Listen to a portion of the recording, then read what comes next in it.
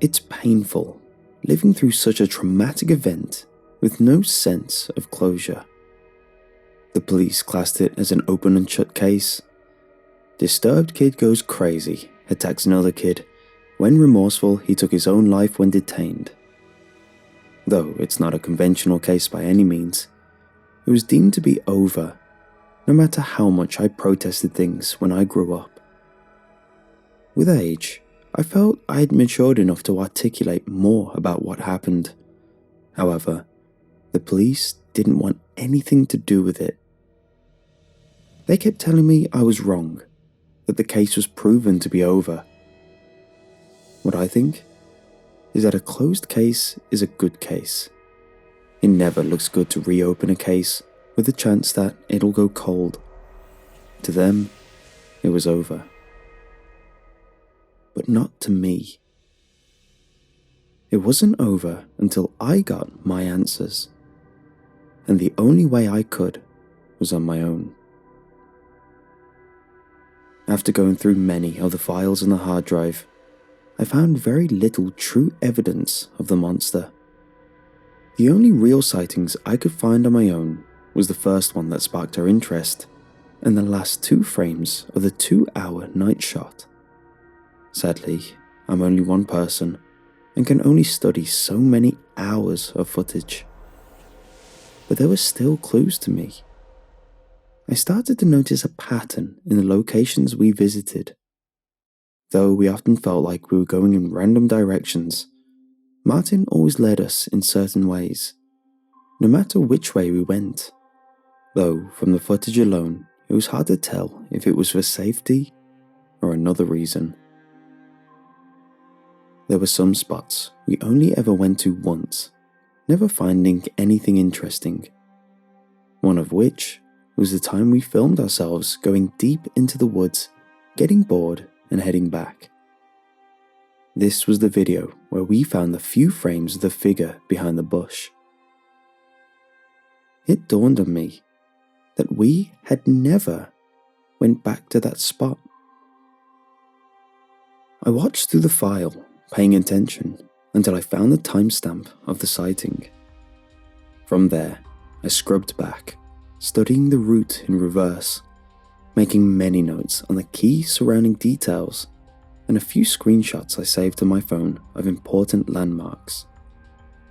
I went all the way back to the start of the video, hoping to find the starting off point.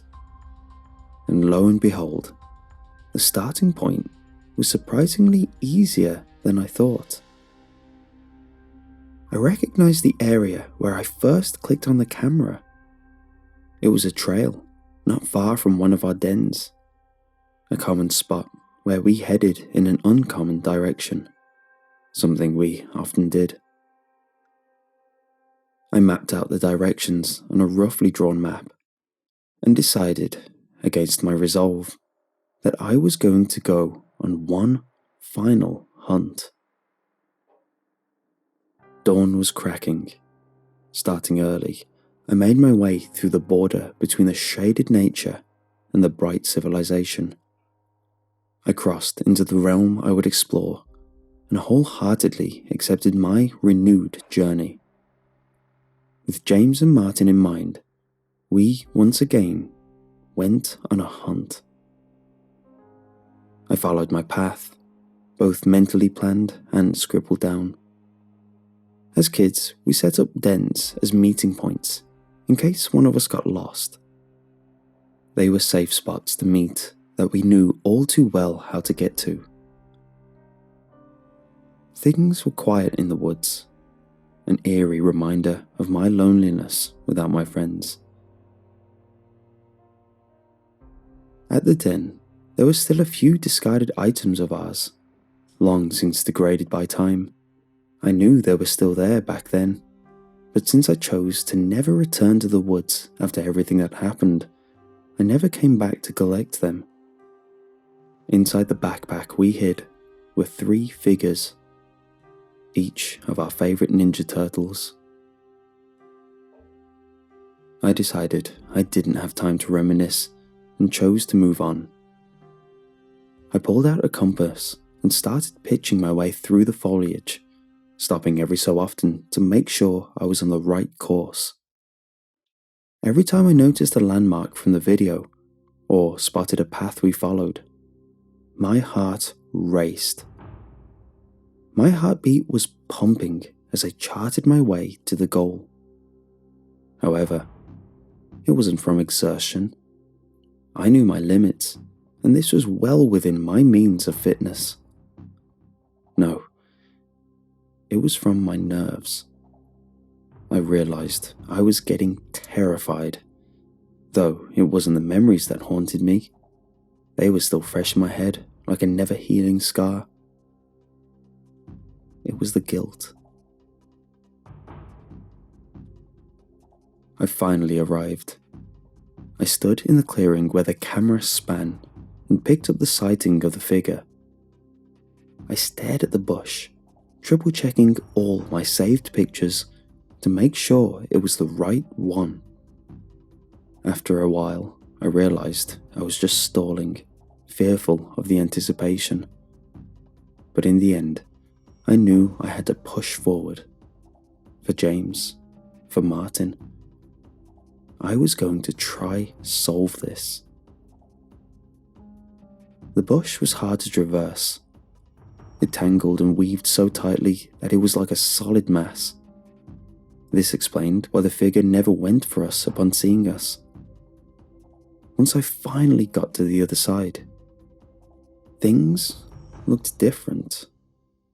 The ground looked more traveled than the wilderness we were exploring as kids. The ground was pressed down in a repeated manner.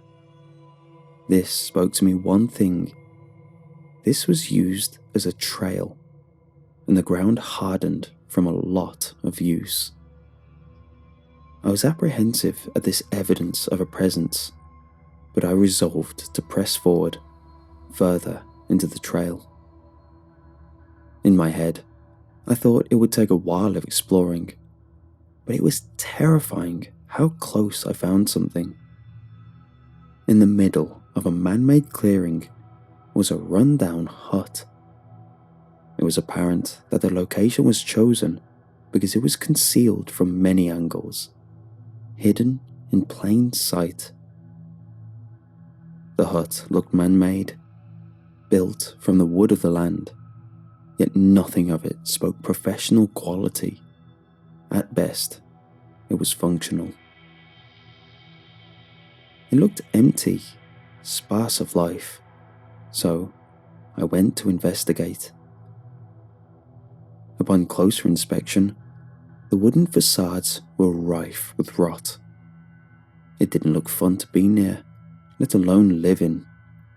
Yet at some point, someone had. There was clear evidence of it. I creaked open the door with ease, a complete lack of security.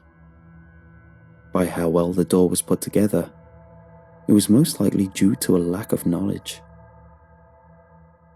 Upon the draft of the door swinging ajar, the smell that hit me was putrid.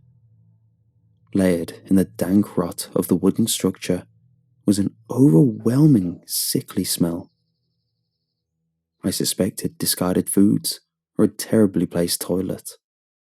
But it was much worse. The smell was solely emanating from what looked like a makeshift bed, a loose frame of wood, which surrounded the now dry and brittle leaves and twigs. Maybe it was soft, once. On top was what remained of my childhood monster. There was an emaciated figure, rotting away on the bed. I gagged, the dichotomy of running away mixing with my desire for answers. I turned and took the last few clean breaths I'd be taking for a while and forced myself to step in. Whoever it was laying there was long since dead. The figure was curled into a fetal position, its arms wrapped around something. I had to find out what.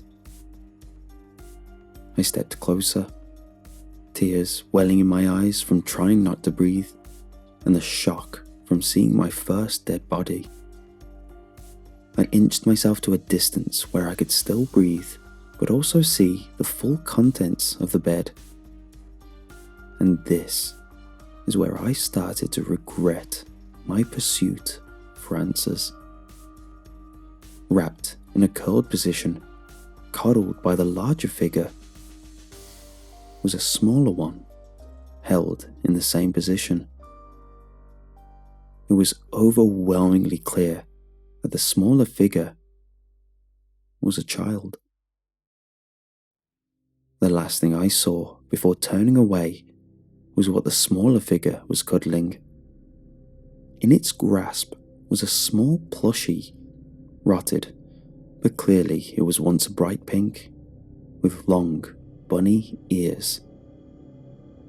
It was the bait we left out when we filmed my garden at night, before the figure turned it off.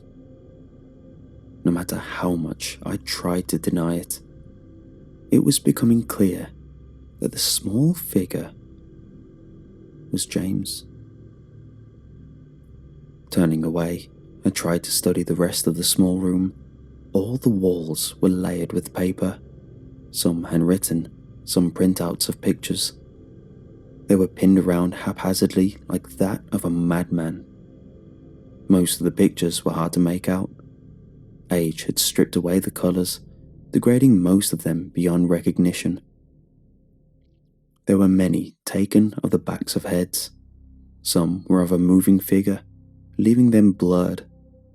But the few that I could make out told the story of what they all were. One clear shot was of Martin, James, and I in one of our dens, playing. They were all of us. I ripped them down, trying to see what this was all about. And behind the first layer, there were more. Us, younger. But never just Martin and James. They always included me. Then I found more. A picture of me alone playing in the yard. A picture of me alone entering the woods to meet James and Martin. A picture of me alone pouring myself a cup of water from inside my kitchen. This wasn't about us. It was about me. What scared me more was that the figure visited me where I lived. That it knew my house so well that it recognized when we left out a camera. But these were just the pictures. Craving answers, I turned to the writing. Like with the pictures, many of them were erased by time. Weather that had seeped into the room had warped much of the ink. From what I could read from the few I salvaged, was that everything in that hut were all drafts. Each one of them seemed to have editorial notes. To add a paragraph here, or to edit a misspelling. Some of them were addressed to Martin. They were strange letters that read like whispers from the devil. Trying to put them in order, they started off empathizing with Martin.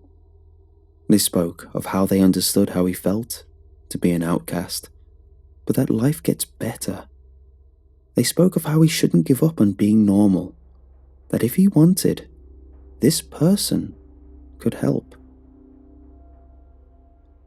They moved on to how they promised the world.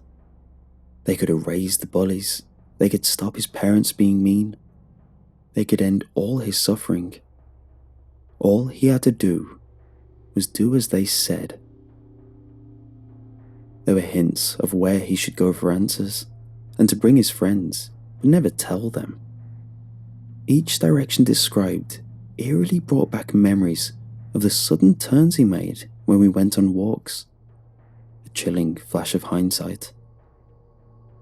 The last draft I could find were details of a plan he was to suggest to his friends. A plan for me to stand in a clearing while James and him watched. This person promised he would make a monster appear for Martin to capture. He would be the talk of our group. No, our town. It would be that simple. It ended with a crude map from one of our dens to a place for this to happen, and a time, and a date, all of which were burned into my memories. It was the day James was taken. All of these letters always ended with the instruction to burn after reading, something that struck back to seeing Martin burning papers randomly when we met him. Thinking he was practicing survival skills now felt so naive. There was one draft addressed to me, a love letter. It spoke of how they cherished me, how I was the brightest star they wanted to stare at in dark nights. Twisted words that echoed the love letter I received one Valentine's Day. The new meaning leaving a putrid, sour taste in my mouth. The rest of them confused me. They were all addressed to my parents. They were words of malice, twisted threats to return what's owed, that they were a vengeful person and would never be separated from their destiny, all of which fell on confused eyes. No matter how much I read them and which way I arranged them, they never made sense. There was a context missing. The only way I knew to get it was to confront my parents. The last place I looked was in a drawer. Inside was a camera which looked familiar. Seeing features I didn't recognize, I figured out it was a newer model of the camera I was given on my 10th birthday. The gifted camera that was accompanied by a note signed by the same name that signed all the letters addressed to my parents. A. Carlson. The last thing I found was an envelope. It was neatly placed on the table, which contrasted the insane scraps pinned around the walls. Now high on my desire for answers, I peeled it open. Inside wasn't a draft, but a fully written letter. It went on about how they lamented that they failed in their goal in life, that the one person they wanted got away. He got so close, feeling near to success, only for the feeling to be stripped away when he realized he had grabbed the wrong child. He felt he knew the authorities would be upon him soon. It ended with a serene message that he wanted to go out of his own accord. The whole letter was an eloquently written goodbye. Strangely poetic words for such an insane person. I wanted so desperately to tell the police, to even distastefully rub it in their face for how they treated me, always passive-aggressive in their responses and tone. But I chose not to. Not yet. Not until I have my answers. The last place to go is to my parents.